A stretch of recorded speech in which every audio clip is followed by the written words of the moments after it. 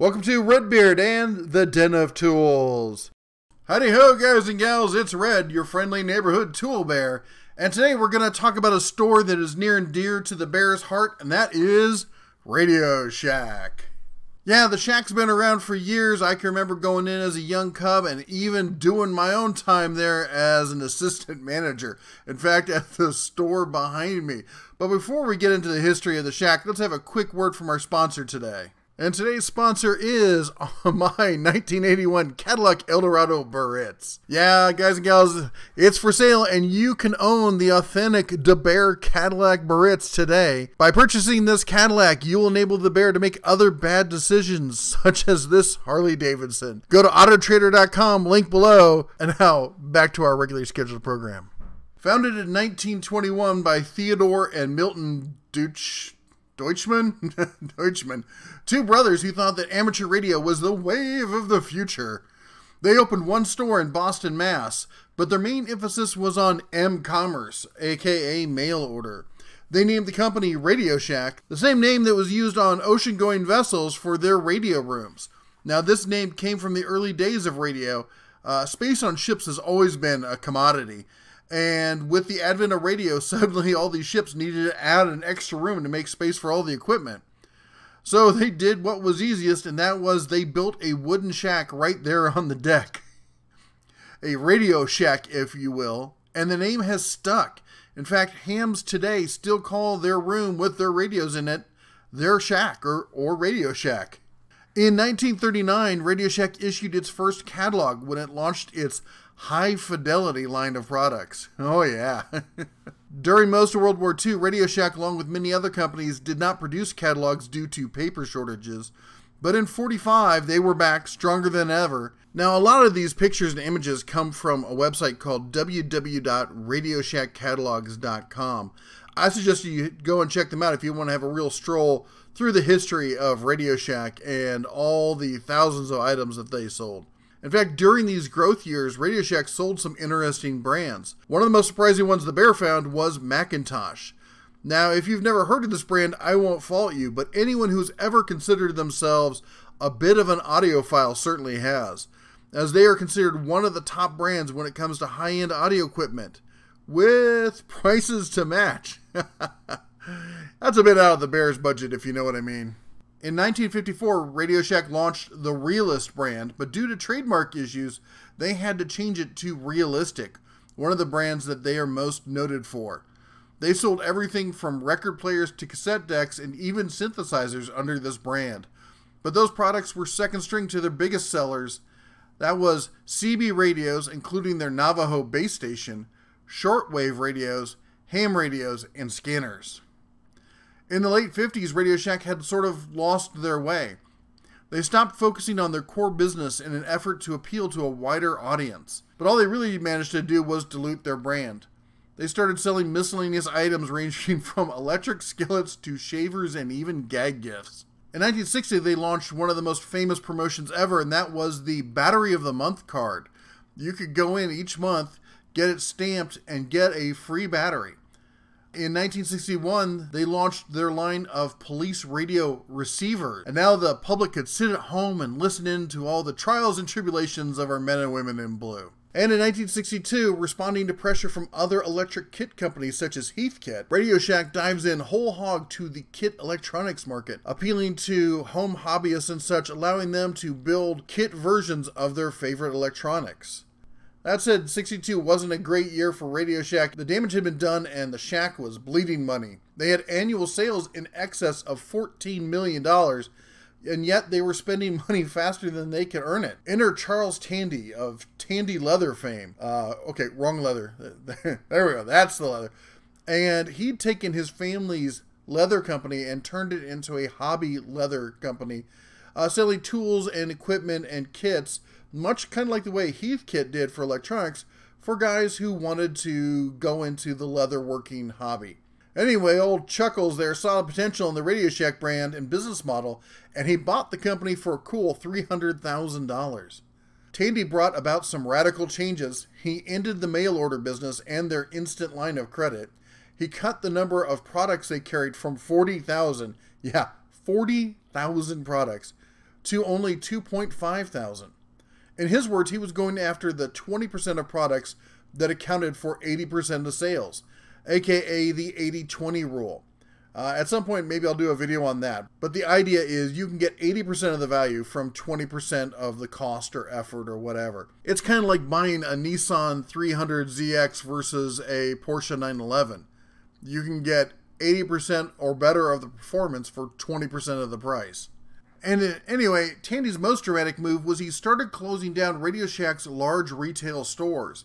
They were really proud of these big stores they had where they would serve the community in that area and become a center for people to come to, almost a destination store. And instead, he replaced them with what we know of today as your classic hole-in-the-wall store, like the store behind me. He also moved the emphasis to selling their own private label products. Instead of selling other people's brands, they were OEMing products from manufacturers, putting their own brands on it, such as Realistic, Arrow, and others. And this allowed them to really increase their profit margin. To incentivize sales at stores, managers were given a stake in the store they managed, and in locations considered to be too small or too remote, they relied on independent franchise dealers. In 1972, RadioShack launched one of the most iconic products, the Flavor Radio. This candy-colored AM/FM pocket radio stayed essentially the same design for the next 15 years. In December of 1975, the world saw the historic release of the Atari Pong home system. And less than a year later, RadioShack released their own clone version. Oh yeah, look at the high tech there. Yeah, RadioShack loved to follow trends, and in the years to come, they were right there, well positioned to take advantage of cultural trends as they happened. Such as in 1977, we saw the release of the iconic movie Smokey and the Bandit. You may not believe it, but this movie had a huge impact on American culture at the time. Trans Am sales rose 900%, and CB radios instantly became the must-have car and truck accessory. Heck, after this movie came out, you could order a Cadillac with a CB installed straight from the factory. This was nothing less than the winning lottery for RadioShack, as they'd been pushing CB radios for decades at this point, and they were well positioned for the CB wave to come. In fact, in 1978, CB radios were front and center on the catalog, as well as in every single store. In 1981, RadioShack buys up well-known brand Memorex, of the Is It Live or Is It Memorex fame. While mostly known for audio recording tapes, RadioShack would leverage this brand into many audio-related products in the years to come. In 1982, we saw the breakup of Ma Bell. The government came in and broke up that monopoly, and it changed the whole phone business across the country. Suddenly people were looking to buy their own phones and not just rent them from the phone company. You could drop that rental charge, and on top of that, you could get phones now that you'd never seen before. In fact, the first year of this, RadioShack launched 20 new phones. And that brings up a good point. Unlike many of the companies of the time, such as Sears that we talked about, RadioShack actually did manufacture many of their products that they sold. By 1990, Tandy was the world's largest manufacturer of personal computers, believe it or not. And they weren't just building computers for themselves, they were turning around and OEMing those computers to other companies, such as DEC, Grid, Olivetti, AST, and Panasonic. At the same time, RadioShack decides to go for the brass ring. They try to move out of their niche electronic market and move towards mainstream electronics. That's right, they were going for the big box stores. In 1986, the cell phone industry really started to take off, and RadioShack was right there to try and take advantage of it with their new high-tech portable phone. Oh yeah, that'll give you some biceps lugging that thing around. In 1991, RadioShack closes their new computer centers and purchases Computer City, a large computer retailer. In 1992, Tandy launches big box electronics retailer Incredible Universe. This was their attempt to go whole hog into the big box electronics retail space. To further focus on this, in 1993, RadioShack sells off their computer manufacturing business to AST. They also sell off the Memorex brand as part of their plan to start carrying more mainstream brand names, replacing the house brands that they had been known for with regular brand names that most people knew. Now, they felt that this would increase sales volume that would make up for the loss in revenue from carrying private labels. By 1996, Incredible Universe is a massive success. Wait, sorry, Sorry, I read that wrong. An epic failure with only 6 of the 17 stores even showing a profit. Tandy is desperate to get out of the business. They close all the unprofitable stores and sell off the profitable ones to Fry's Electronics. Now, if you guys haven't been to a Fry's and there's one somewhere near you, make a road trip. Do it. That is an experience. Having lived out in California in the Bay Area, the home of Fry's, whew, I love that place. It's essentially like the world's largest Radio Shack. Enter the age of the internet. Many parts suppliers are quick to jump from catalog to online sales, but in a move that echoes many of the retailers at the time, Radio Shack drags their heels. They don't see the internet as being that big a thing, and they don't enter the online market until 2006. Oh, yet another epic fail. Anyway, cell phones and the internet spell the end for Radio Shack. It's the age of disposable electronics. Gone are the days of DIY home electronic repair. Add to that the advent of smartphones. Who needs a CB or a radio when the phone in their pocket allows you to stream all the music you want or call anyone anywhere in the world? Well, Radio Shack tries to reinvent itself again as your local cell phone store, but it's too little too late.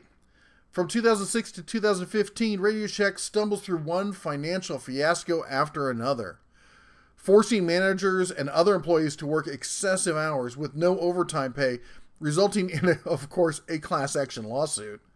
The CEO, David Edmondson, is caught lying on his resume, of all things. They appoint Julian C. Day as chair and CEO due to his massive expertise from revamping, and I kid you not, Sears and Kmart. Oh! He's named by the Consumerist magazine as one of the 10 crappiest CEOs. Oh, thank you for this award. I wonder what the plaque looks like. Top 10 crappiest CEO? That's got to be an interesting looking award. Day is replaced in 2011 by The Goop. Make an entire video about all the bad choices that Radio Shack made in the 2000s. It's really sad. It's just one complete cluster you-know-what after another. But the truth is that DaBEAR is actually, I'm not a Radio Shack hater. I love the store. I shopped there as a cub. I shopped there as an adult. I worked there for a number of years. Yeah, I saw the bad, but I also saw the good. The ability to go into any store, go back, find the, the electronic fiddly bits, the parts you wanted, the tools. For most of us, there just wasn't a store nearby that you could go down to and you could pick up easily, a soldering iron and 5 or 6 different types of solder, or the resistors you wanted, or the right kind of end for the cable, or Ethernet cables, even crimping tools, and all this stuff. All those kind of specialty tools, there was really only one place to go, and that was the Shack. But sadly, those days are behind us. In 2014, Radio Shack hits rock bottom.